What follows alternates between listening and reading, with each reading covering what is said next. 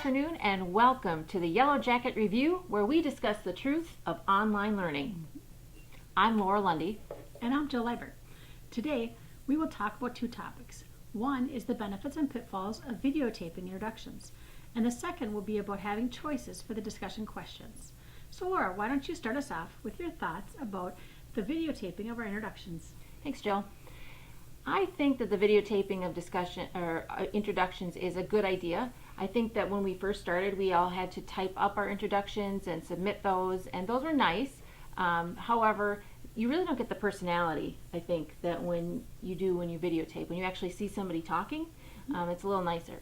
However, there are a couple pitfalls. I think that if you're not technology literate, you might have a little bit more difficult time. You have to find a video camera or use your phone, and you might have to take a couple takes. This is true. Sometimes it's a challenge to get just the right view.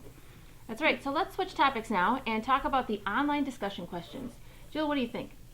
Well, Laura, I really do like the online discussion questions. I think it keeps us engaged on a weekly basis with our colleagues. I really prefer it when they give us a choice of questions because everyone has their different expertise and their different strengths, and it really comes through as they answer their questions. And you can learn so much more from each other as you focus on what you're well versed in. My favorite, though, is when they give scenarios because I feel like I really learn how people handle different situations based on how they handle the different scenarios.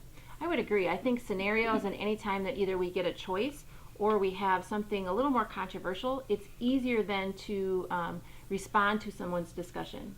Correct, because sometimes when it's the same question every time, it's kind of a canned answer and it's hard to respond to without just saying I agree or disagree. So I think the scenarios or the question choice really helps move the dialogue along. I agree. So thanks for joining us today for our edition of Yellow Jacket Review.